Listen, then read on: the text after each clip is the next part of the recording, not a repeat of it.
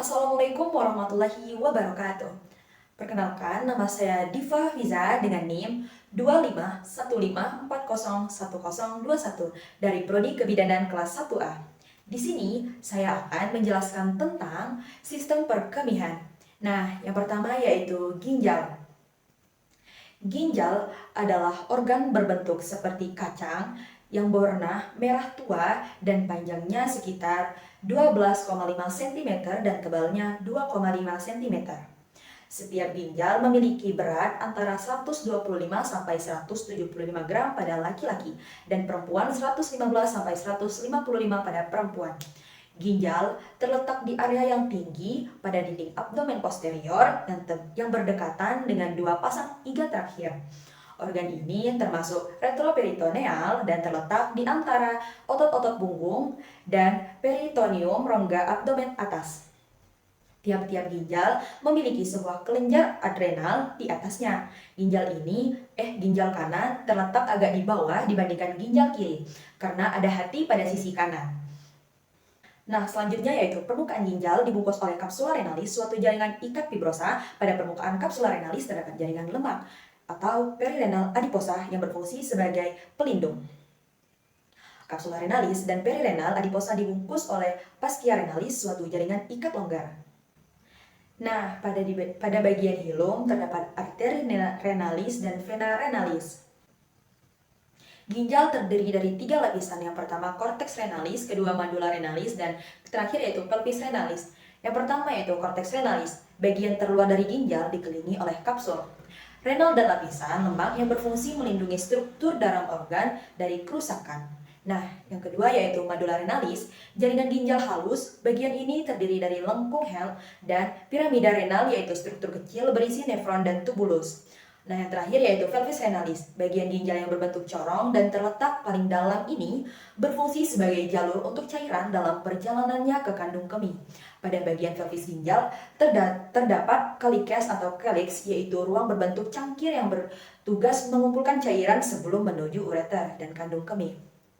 Cairan tersebut selanjutnya masuk ke hilum atau lubang kecil yang membawa cairan ke ureter dan kandung kemih. Ginjal dibangun oleh unit struktural dan fungsional yaitu nefron sekitar 1 juta pada satu ginjal yang terdiri atas corpus renalis dan tubulus renalis. Nah, selanjutnya yaitu struktur nefron. Nefron yang terdiri atas corpus renalis dan tubulus renalis. Corpus renalis merupakan sel jaringan terdiri atas dua struktur, yaitu glomerulus sekitar 500 pada setiap satu ginjal dan kapsul Bowman. Glomerulus adalah sekelompok kapiler yang berfungsi menyaring darah, menahan protein, dan menghasilkan urin primer seperti air, garam, ion, anorganik, natrium, kalsium, kalium, magnesium, fosfat, fosfat, klorida, glukosa, asam amino, urea, aminea.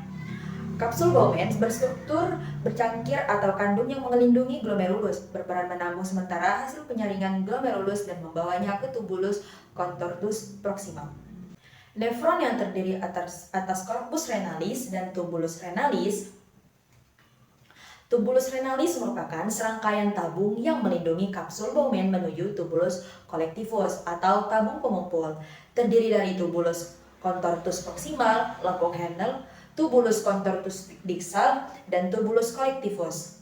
Tubulus contortus proximal menyerap air, glukosa, asam amino, natrium, fosfat untuk kembali ke dalam darah. Nah, lengkung Henle bagian ini berfungsi untuk kalium, klorida, magnesium, dan natrium ke dalam darah. Sampai di sini proses menghasilkan urin sekunder atau air, urea, garam, pigmen empedu. Tubulus contortus distal, bagian ginjal ini mampu menyerap lebih banyak natrium ke dalam darah, kalsium, klorida, serta air sesuai kebutuhan untuk menghasilkan urin pada konsentrasi yang menjaga homeostatis cairan tubuh. Terjadi proses augmentasi dan menghasilkan urin sesungguhnya. Nah, selanjutnya yaitu tubulus collectivus, reabsorpsi ion kalsium dan tempat menampung urin dari berbagai nefron, kemudian mengantarkannya ke pelvis renalis, membentukkan urin. Ginjal memproduksi urin yang mengandung zat sisa metabolik dan mengatur komposisi cairan tubuh melalui 3 proses. Yang pertama yaitu filtrasi. Filtrasi diawali oleh penyaringan darah yang memasuki ginjal dari pembuluh darah, berlangsung di dalam makhili. Glomerulus menyaring darah dengan menahan protein. Zat yang masih dapat melalui penyaringan ini adalah garam, ion anorganik, natrium, kalium, kalsium, magnesium, fosfat, bifosfat, klorida. Glukosa alam amino, urea, dan aminea, sekitar 20% darah melewati ginjal untuk dasaring.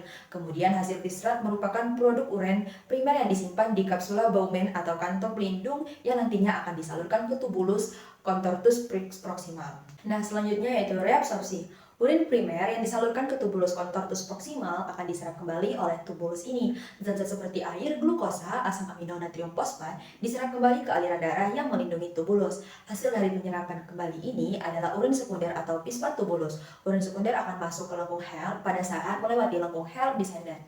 Air berosmosis keluar sehingga volume urin sekunder menurun dan menjadi pekat. Bagian ini berfungsi untuk menyerap kalium, klorida, magnesium, dan natrium ke dalam darah. Augmentasi. Augmentasi merupakan tahap akhir dalam proses pembentukan urin. Urin sekunder seperti air, urea, garam, pigmen empedu, atau uribilin dari tubulus contortus proximal akan melewati tubulus contortus distal. Proses ini ditandai dengan dikeluarkannya beberapa zat seperti kreatinin dan ion hidrogen. Tujuannya untuk menjaga keseimbangan asam basa atau pH tubuh. Bagian ginjal ini juga menyerap lebih banyak natrium ke dalam darah, kalsium, klorida, serta air sesuai kebutuhan untuk menghasilkan urin pada konsentrasi yang menjaga hemostatis cairan tubuh. Pada saat ini terjadi proses augmentasi atau penambahan zat sisa vitamin, obat, hormon, kalium, hidrogen, urea urin sekunder akan turun menuju tubulus kolektivus. Selanjutnya, reabsorpsi ion kalsium dan tempat penampung urin dari berbagai nefron, kemudian mengantarkannya ke pelvis renalis, mengalirkan ke ureter dan kandung kemih. Normalnya urin yaitu mengandung air, urea, atau limbah yang berbentuk saat protein dipecah, dan darah pigmen yang membuat warna kuning pada urin, garam, kreatinin, amonia. Baiklah, cukup sekian penjelasan materi dari saya akhiri. Wassalamualaikum warahmatullahi wabarakatuh.